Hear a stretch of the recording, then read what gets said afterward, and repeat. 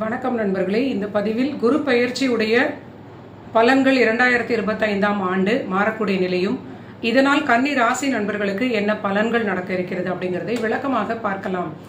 குரு பயிற்சி அப்படின்னு சொன்னாலே எல்லோருக்கும் அதிக ஆர்வத்தை கொடுக்கக்கூடிய ஒரு நிலை. ஜோதிடத்தில் கிரக பயிற்சிகளுக்காக அதிக நண்பர்கள் முக்கியமாக இந்த குரு பயிற்சிக்கு காத்து கொண்டிருப்பார்கள். ஆனால் எல்லோருக்குமே இந்த குரு கிரகம் நல்ல கிரகமாக செயல்படுவதில்லை.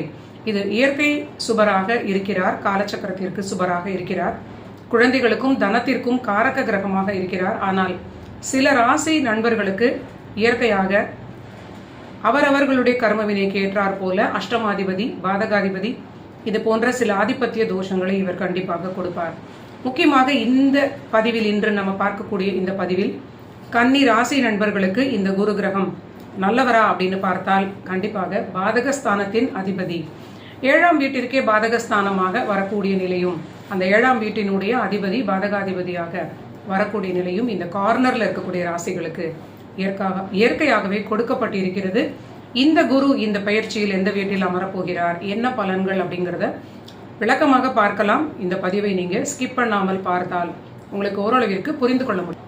கன்னி ராசி நண்பர்களுக்கு கடந்த ஆண்டு பார்த்தீங்கன்னா 7ஆம் அதிபதி 4ஆம் அதிபதியாக இருந்த குரு 4ஆம் வீட்டிற்கு 6இல் மறைந்து 7ஆம் வீட்டிற்கு 3இல் மறைந்து இந்த ரிஷப ராசியில் இருந்தார். இவர்களுக்கு பாக்கிய குரு அப்படின்னு சொன்னாலும் கண்டிப்பாக பலவிதமான தொல்லைகளை ரொம்ப டீட்டெயில்டாக பார்க்கும் பொழுது மட்டுமே நமக்கு விளங்கி கொள்ள முடியும். சுகஸ்தானத்திற்கு முதலீடுகளுக்கு தொல்லையை கொடுக்கக்கூடிய 6ஆம் வீட்டில் மறைந்து விட்டார்னு சொல்லலாம். வக்ரகதியில் அவர் மேஷத்தில் இருக்கக்கூடிய, மேஷத்தோடு தொடர்பாக இருக்கக்கூடிய காலத்தில் ஓரளவிற்கு இந்த தோஷம் நீங்கி இருக்கலாம். 7 குடையவராக இருந்து அவர் 7ஆம் வீட்டிற்கும் 3ஆம் வீடு என்று சொல்லக்கூடிய ரிஷபத்தில் அது 3மே ஒரு மறைவு ஸ்தானம்னு சொல்லலாம். 7ஆம் வீட்டிற்கு அளவுக்கு அதிகமான தைரியமாக இருந்திருக்கலாம். இந்த மாதிரியான ரிஷப குருவாக இருந்தவர் இப்பொழுது பார்க்கக்கூடிய நிலையில் மிதுன ராசிக்கு மாறுகிறார். இந்த மிதுன ராசி இந்த கன்னி ராசி நண்பர்களுக்கு 10ஆம் வீடு. ஸோ இது ரொம்ப ரொம்ப டாக்ட்ஃபுல்லான ஒரு நிலை என்ன அப்படிங்கிறத நீங்க புரிந்து கொள்ள வேண்டும். 10 என்று சொல்லக்கூடியது ஒரு கேந்திர வீடு. சுபகிரகமான கிரகங்கள் கேந்திரத்தில் வரும்பொழுது கேந்திராதிபத்திய தோஷத்தை கொடுக்கலாம். இந்த குரு கிரகம் இருப்பதிலேயே அதிக சுபராக இருப்பது ரொம்ப முக்கியமான அதிக கேந்திராதிபத்திய தோஷத்தை கொடுக்கக்கூடிய நிலையாக இருக்கும் இந்த கன்னி ராசிக்கு. என்னடா இவங்க எடுத்த உடனே பயமுறுத்துறாங்க அப்படின்னு நீங்க நினைக்க வேண்டாம். இது தொழில் ரீதியிலான சில விஷயங்களுக்கு இந்த ஆதிபத்திய தோஷம் சில சிக்கல்களை கொடுக்கலாம். ஆனால் கண்டிப்பாக குருவினுடைய பார்வையும் அதற்கு ஈக்குவலாக எல்லா நன்மைகளையும் கொடுக்கும் அப்படிங்கிறது ரொம்ப ஒரு யதார்த்தமான நிலை. கிரகங்கள் எந்த ஒரு பாரபட்சமும் இல்லாமல் கரெக்டாக ஒரு ஆளுமையை பூமியில் இருக்கக்கூடிய மனிதர்களுக்கு, விலங்குகளுக்கு, இயற்கையான காடு, மலை, நீர்நிலைகள், கடல் எல்லாவற்றிற்கும் கொடுக்கிறது. மனிதனுடைய அறிவினால் ஜோதிடத்தின் மூலியமாக அவரவர்களுடைய திறமைக்கும் அந்த ஒரு பிளெஸிங்ஸ்க்கும் ஏற்றார் போல அவங்க தான் இந்த கிரகம் இப்படி செய்கிறது அப்படி செய்கிறதுன்னு கண்டுபிடிக்கக்கூடிய நிலையில் ஒரு அளவிற்கு முன்னேறி கொண்டு இருக்கிறார்கள்.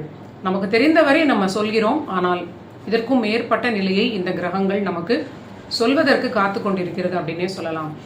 ஸோ இப்பொழுது 10ஆம் வீட்டில் உங்களுக்கு கன்னி ஆகிய நண்பர்களுக்கு குரு கிரகம் அமர பார்க்கக்கூடிய வீடுகளாக வருவது முதலில் உங்களுடைய தனஸ்தானம், 2ஆம் வீடு, குடும்ப வாழ்க்கை, தனம், வாக்கிற்கு கிடைக்கக்கூடிய வாக்கு வன்மை, வாக்கிற்கு மரியாதை கிடைக்கக்கூடிய நிலைன்னு சொல்லலாம்.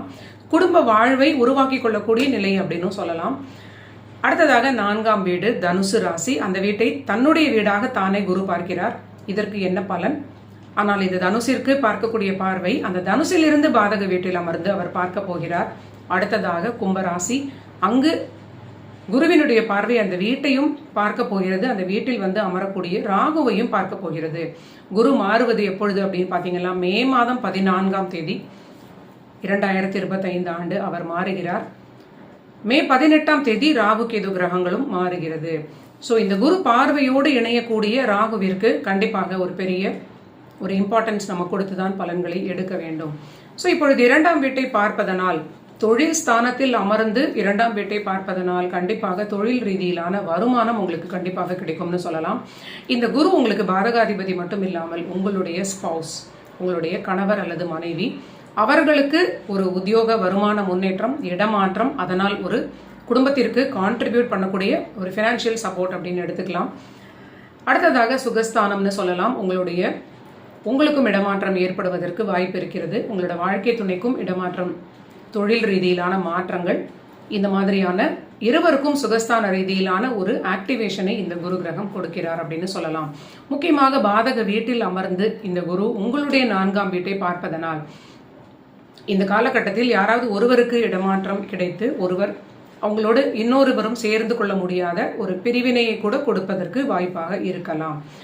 அடுத்ததாக 6ஆம் வீட்டை குரு பார்க்கிறார். ஏனென்றால் இந்த 6ஆம் வீடு ரொம்ப ரொம்ப முக்கியமான, இந்த கணவன் மனைவி ஒருவர் மட்டும் பிரிந்து போவாங்களா, இருவரும் இடமாற்றம் கிடைத்து செல்வார்களா அப்படிங்கிறதை நமக்கு அதிகம் சொல்லக்கூடிய வீடு இந்த 6ஆம் வீடு. ஏனென்றால் 7 இருவரும் இணைந்து இருக்கக்கூடிய வீடு அப்படின்னு சொன்னால், 6 ஒருவரை ஒருவர் விட்டு டெம்பரரியாகவோ இல்லை சிலருக்கு பிரச்சனைகளாகவோ பிரிவதற்குடைய ஒரு வீடு. இந்த 6ஆம் வீட்டில் ராகு அமர்கிறார்.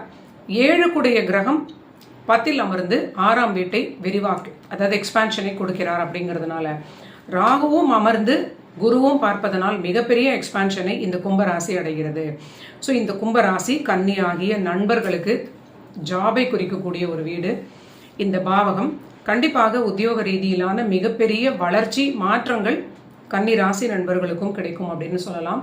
அதே சமயம் இது உத்தியோகம் மட்டும் இல்லாமல் கடன்களும் அதிகம் வாங்கி கொள்ளக்கூடிய வாய்ப்பாக இருக்கும். ரொம்ப கவனமாக இந்த கடன்ல நீங்க இந்த ஆண்டு கையாள வேண்டிய ஒரு நிலை. பெரிய அளவிற்கு கடன் வாங்க தூண்டக்கூடிய 2 கிரகங்களாக இந்த கும்பத்தில் இருக்கக்கூடிய குரு ராகு இணைவு இருக்கிறது. கடன் ஸ்தானமாகிய 6ஆம் வீட்டில் இத்தனை நாட்களாக சனி இருந்தார் உங்களுக்கு கடந்த ஆண்டு. இந்த குரு மாறுவதற்கு முன்னரேயே மார்ச் மாதம் இறுதியிலேயே சனி கிரகம் மாறி மீனத்திற்கு சென்று விடுவார். ஸோ குரு மாறிய உடனே ராகு கிரகம் அந்த மீனத்திலிருந்து கும்பத்திற்கு வந்துடுவார் இல்லையா. ஸோ இந்த 6th ஹவுஸ்ல இருக்கக்கூடிய ஒரு ப்ரொடெக்ஷன் சொல்லக்கூடிய கடன்கள், இல்லை எதிரிகள், இல்லை கோர்ட் கேஸ் வம்பு வழக்கு, இல்லைன்னா குடும்பத்திலிருந்து கணவன் மனைவி பிரிவினையை கொடுக்கக்கூடிய இந்த 6ஆம் வீடு, இந்த வீட்டை ஆரோக்கிய பிரச்சனைகளையும் கொடுக்கக்கூடிய ஒரு நிலையை கொடுக்கக்கூடிய இந்த வீட்டை ராகு எக்ஸ்பேண்ட் பண்ணுவது ஒரு தேவையில்லாத நிலை. குரு கிரகமும் மேலும் பார்ப்பது ஒரு கொஞ்சம் கவனமாக நீங்க எச்சரிக்கையாக இருந்தாக வேண்டிய ஒரு நிலை. ஸோ இந்த குரு கிரகமும் ராகுவும் இணைந்து கும்பத்தை பார்ப்பது, இந்த நிலை மட்டுமே நமக்கு ஓரளவிற்கு தெளிவாக சொல்கிறது. இந்த காலகட்டத்தில் இந்த கன்னி ராசி கன்னி லக்னத்தில் இருக்கிற நண்பர்களுக்கு யாராவது கணவன் மனைவி ஒருவருக்கு இடமாற்றம் கிடைத்து டெம்பரரியாக நீங்க பிரிந்து இருக்க நேர்ந்தால் அது உங்களுக்கு நல்ல பலன் அப்படின்னு நீங்க எடுத்துக்கொண்டு அதை நீங்க அக்செப்ட் பண்ணிக்கொள்வது நல்ல நிலையாக இருக்கும். ஸோ இது ஒரு பார்வைக்குடைய பலன்களாக நம்ம சொல்லிட்டோம். 10 அமர்ந்த குருவிற்கு உடைய பலன்களை நம்ம இப்பொழுது பார்க்கலாம். தொடர்ச்சியாக முதல்ல 10 குரு கேந்திராதிபத்திய தோஷம், பாதகாதிபதி அப்படின்னு சொன்னால் நிறைய பேருக்கு எரிச்சல் வரும். ஆல்ரெடி கன்னி ராசி ரொம்ப ஜென்மகேதுவினால் ரொம்ப அவஸ்தைப்பட்ட நிலையில் இருப்பதனால் பார்வைக்கு பலனை நம்ம முடிச்சுட்டு இப்பொழுது அமர்ந்த பலனிற்கு வரலாம். 10ஆம் வீட்டில் அமர்ந்த கிரகம் கண்டிப்பாக தொழில் ரீதியிலான ஒரு பெரிய மாற்றங்களை, ஒரு பெரிய சலசலப்பை கொடுக்கலாம். தொழிலுக்கான சில முயற்சிகளை, சில முதலீடுகளை, சில சேஞ்சஸை நீங்க தவிர்க்காமல் பண்ணிக்கொள்ள வேண்டிய ஒரு கட்டாயமாக இது எடுத்துக்கொள்ளலாம். தொழிலுக்கான கடன்களாகவும் உங்களுக்கு ஏற்படும். கண்டிப்பாக கடனை நீங்க தவிர்க்க முடியாது. கடன் தொகையில் மட்டும் நீங்க சிறிது அக்கறை அதிகம் காட்ட வேண்டும், நிதானம் காட்ட வேண்டும். ஏனென்றால் கடன் ஸ்தானத்தில் குருவினுடைய பார்வை இருப்பதும் 10ஆம் வீட்டில் இருப்பதனால் தொழிலுக்கான கடன்களை நீங்க தவிர்க்க முடியாது. சிலருக்கு சுகஸ்தானத்தை பார்க்கக்கூடிய அந்த தனுசு ராசியை குரு பார்ப்பதனால் இந்த கடன்களை வாங்கி புதிய முதலீடுகள் சுப விரயங்களாகவும். அடுத்ததாக இந்த 10 அமர்ந்து இருக்கக்கூடிய குருவினால் இருக்கக்கூடிய ஒரு வார்னிங்கான பலன் என்ன அப்படின்னா, முதலில் குரு செல்லக்கூடிய மிருக சீரிடம் உங்களுக்கு அஷ்டமஸ்தானத்தினுடைய நட்சத்திரம். ஸோ தொழிலுக்கான எந்த விஷயங்களை நீங்க முடிவு செய்தாலும் நிதானமாக ஒரு மனநிலையுடன் 2-3 பேரிடம் நீங்க டிஸ்கஸ் பண்ணிவிட்டு இந்த முடிவுகளை எடுப்பது. எந்த மாதிரியான தொழிலை அடுத்து நீங்க வளர்த்து கொண்டு போகணும்னு நினைக்கிறீங்களா, இல்லைனா எந்த பட்ஜெட்ல கடன் வாங்கி என்ன செய்வதாக இருந்தாலும் 1-2 பேரிடம் நீங்க அதை ஆலோசனை செய்துவிட்டு பொறுமையாக இம்ப்ளிமெண்டேஷன் செய்வது நல்ல பலனை கொடுக்கும். ஆனால் கண்டிப்பாக ஏதாவது ஒரு சிரமமான ஒரு நிலை போன்று உணரக்கூடிய நிலையாக இருக்கலாம். அலைச்சல்களை கொடுக்கலாம். ஐயோ இதை நம்ம பண்ணணுமா அப்படிங்கிற ஒரு சோர்வுடன் அதை நீங்க எடுத்து செய்ய வேண்டிய நிலையாக இருக்கலாம். ஆனால் அதை செய்த பிறகு உங்களுக்கு அது தொடங்கிய உடனேயே உங்களுக்கு உற்சாகமாக அதை முடிக்கக்கூடிய நல்ல ஒரு அற்புதமான எனர்ஜி உங்களுக்கு கிடைக்கும். அதற்குடைய வருமானமும் பணமும் உங்களுக்கு தேவைக்கேற்ப இருக்கும் அப்படின்னு சொல்லலாம். அது ஒரு நல்ல ஒரு ப்ராக்ரஸை கொடுக்கும். அதன் மூலியமாக வருமானமும் ஓரளவிற்கு உடனே வர தொடங்கும் அப்படின்னு கூட சொல்லலாம். அடுத்ததாக ராகு கிரகத்தினுடைய திருவாதிரையில் இந்த குரு கிரகம் செல்லும் பொழுது உத்தியோக ரீதியிலான உள்ள நண்பர்களுக்கும் வளர்ச்சியாக இருக்கும். தொழிலுக்கான கடன்களை நேரடியாக வாங்கக்கூடிய காலகட்டம் இந்த சூழலில் ஏற்படும். அதன் பிறகு திருவாதிரை 4 பாதங்கள் முடித்து புனர்பூச நட்சத்திரம் 3 பாதங்களில் குரு கிரகம் இந்த பெயர்ச்சியுடைய இறுதி காலகட்டம் அப்படின்னு வைத்துக் கொள்ளலாம். ஒரு 10 நிமிட வீடியோவில் நம்ம குரு ஒரு வருடம் கடக்கக்கூடிய எல்லா பலன்களையும் சொல்வதனால் நம்ம இவ்வளவு வேகமாக சொல்லக்கூடிய நிலையாக இருக்கிறது.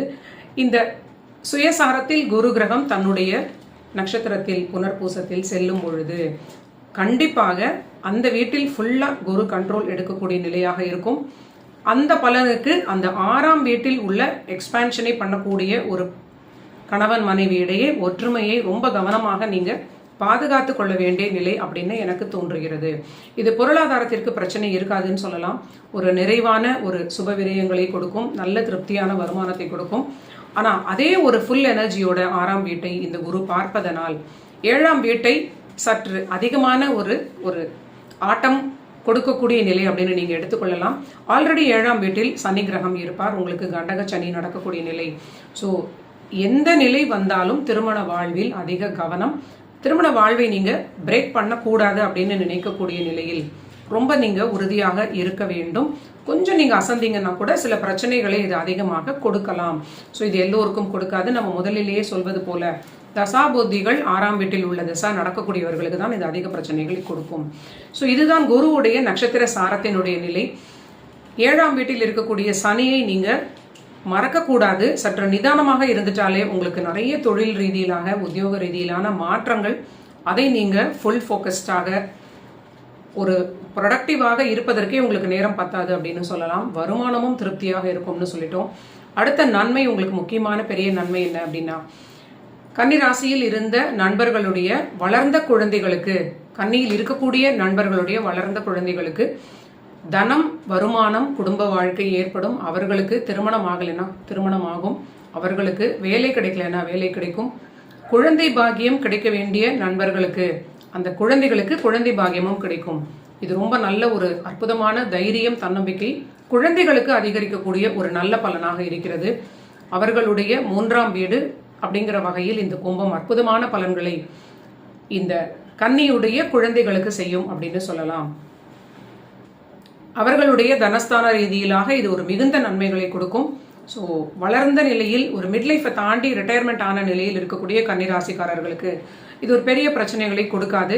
முக்கியமாக உத்தியோகம், பிஸ்னஸ்ல ரொம்ப பீக்காக நீங்கள் இப்போதான் நல்லபடியாக சம்பாதிக்கணும், நிறைய உங்களுடைய அச்சீவ்மெண்ட்ஸ் எல்லாம் நீங்கள் இந்த காலகட்டத்தில் முடித்துக்கொள்ள வேண்டும் அப்படின்னு நினைக்கக்கூடிய நண்பர்களுக்கு, 50ஸ்ல இருக்கிறவர்களுக்கு சற்று கவனமாக முடிவுகளை எடுக்க வேண்டிய ஒரு நிலை. ஸோ இந்த கடன்களிலும் குடும்ப வாழ்விலும் மட்டும் அதிக ஃபோக்கஸ் அப்படிங்கிறது தான் இதோடைய சாராம்சம் அப்படிங்கிறத நீங்கள் புரிந்து கொள்ள வேண்டும். அடுத்ததாக குரு கிரகம் பார்க்கக்கூடிய வீடுகளுக்கு அடுத்தடுத்த வீடு சற்று தொல்லையை அடையும் அப்படிங்கிறது தான் என்னுடைய ஒரு தொடர்ச்சியான ஒரு சொல்லக்கூடிய நிலையாக இருக்கிறது. 2ஆம் வீட்டை பார்க்கக்கூடிய குரு கிரகம் உங்களுடைய இளைய சகோதரர் தைரியம், தன்னம்பிக்கை ஆகிய 3ஆம் வீட்டை சிறிது தொல்லை பண்ணுவார். 3ஆம் வீடு உங்களுக்கு அவ்வப்பொழுது திடீரென்று தைரிய குறைபாடு ஏற்படலாம். நீங்க மன ஒருமைப்பாட்டுக்காக இருக்கக்கூடிய சில பிராக்டிசஸ் தொடர்ந்து செய்வது நல்ல பலன்களை உங்களுக்கு கொடுக்கும். அடுத்தது சுகஸ்தானத்தில் விரிவாக்கம் பண்ணக்கூடிய குரு கிரகம் 5ஆம் வீட்டை டிஸ்டர்ப் பண்ணுவார். சிலருக்கு குழந்தைகளோடு சில வாக்குவாதம், மனஸ்தாபம் ஏற்படலாம். சிலர் குழந்தைகள் உங்களை விட்டு பிரிந்து வெளியூர் வெளிநாடு செல்லலாம். இதுவரை உங்களோடு இருந்த குழந்தைகள் உங்களை விட்டு திருமணமாகி தனியாக செல்லலாம். ஸோ இந்த பலன்கள் எப்படி வேணும்னாலும் நடக்கும். அடுத்தது 6ஆம் வீட்டை பார்க்கக்கூடிய குரு 7ஆம் வீட்டை தொல்லை பண்ணுவார். இதுக்கு ரொம்ப ப்ரையாரிட்டி கொடுத்து முதல்ல நம்ம சொல்லிட்டோம். ஏன்னா திருமண வாழ்வில் இருக்கிறவங்களுக்கு அந்த திருமண வாழ்வு பிரியக்கூடாது அப்படிங்கிறது தான் நமக்கு ஒரு முக்கியமான பலனாக இங்கே நம்ம ஃபுல்லாக ஃபோக்கஸ் வச்சு சொல்லக்கூடிய பலனாக இருக்கிறது. ஸோ இதுதான் குருவினுடைய பிளேஸ்மெண்ட்னால உங்களுக்கு 3ஆம் வீடு, 5ஆம் வீடு, 7ஆம் வீடு சின்ன சின்ன டிஸ்டர்பன்சஸை கொடுக்க வாய்ப்பு இருக்கிறது. கண்டிப்பாக குலதெய்வ வழிபாடு, உங்களுடைய ஃபேமிலிஸில் செய்யக்கூடிய குலதெய்வ வழிபாடு இந்த ஆண்டு செய்து கொள்வது ரொம்ப முக்கியமான நன்மைகளை உங்களுக்கு கொடுக்கும். பாதுகாப்பை கொடுக்கும், குழந்தைகளுக்கு நன்மையை கொடுக்கும், வாழ்க்கை துணைக்கும் தைரியத்தை கொடுக்கும். இது ஒரு ரொம்ப முக்கியமான பலன் அப்படின்னு சொல்லலாம்.